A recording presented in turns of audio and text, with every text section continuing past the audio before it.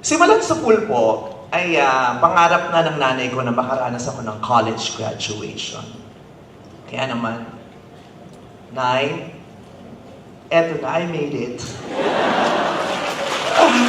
I made it, Nay! At sa UP pa! Kabog, di ba? Tingnan nyo nga naman, pag nagbiro talaga ang tadhana, di ba?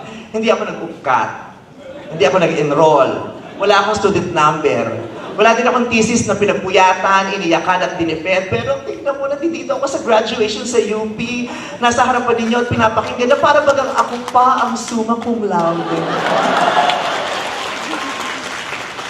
Pero hindi ba nakuha ang cum laude at least?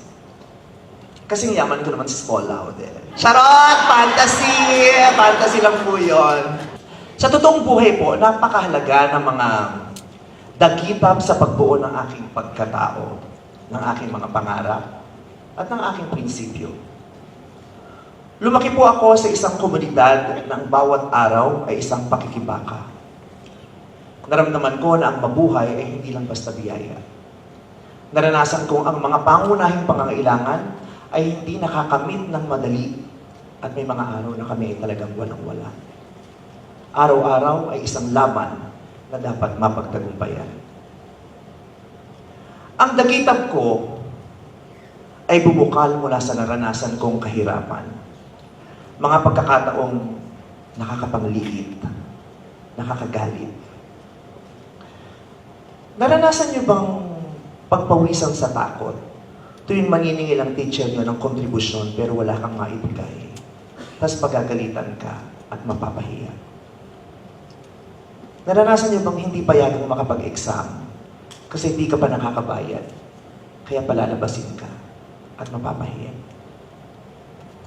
Naranasan niyo bang hindi pumasok sa classroom nung Christmas party kasi may exchange gift? Wala ka namang dala. Tapos may makakakita sa'yo at mapapahiya. Naranasan niyo rin bang masubsob sa kalsada dahil tumalon kayo sa jeep kasi wala nang natira sa katiting mong baon para sa pamasahe? Tapos may nakakita sa iyo at mapapahiya. Mababaw ba? O ito. Itodo na natin ang sharing. Trigger warning, kwento ng karahasan. Naranasan niyo bang mapaslang ang tatay niyo pero hindi kayo nakakuha ng hustisya? Kasi wala kayong pamasahe para sa paulit-ulit na pagpunta sa City Hall. Kaya ipinagpasa Diyos nyo na lang. Naranasan ko yun. Naranasan ng pamilya ko yun. At ilan lang yan sa napakarami kong naranasan sa buhay. Sa ibang tao, bubog ang tawag nila dyan. Bubog na ubod ng sakit tuwing masasalin at mapag-uusapan. In my case, these experiences did not break me. They started a spark inside of me. These experiences made me realize that I do not want to be poor.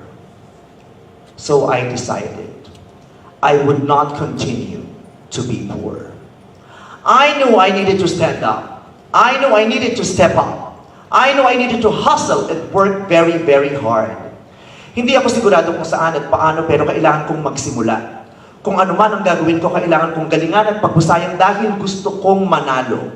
Gusto at kailangan kong manalo dahil ayoko nang mapahiya at muling mamatayan at mapagkaita ng katarungan dahil kami ay walang-wala. Sa napakaraming pagkakataon na ibinahagi ko ang mga kwento kong ito sa aking mga palabas sa telebisyon at sa mga interview sa iba't ibang platforms.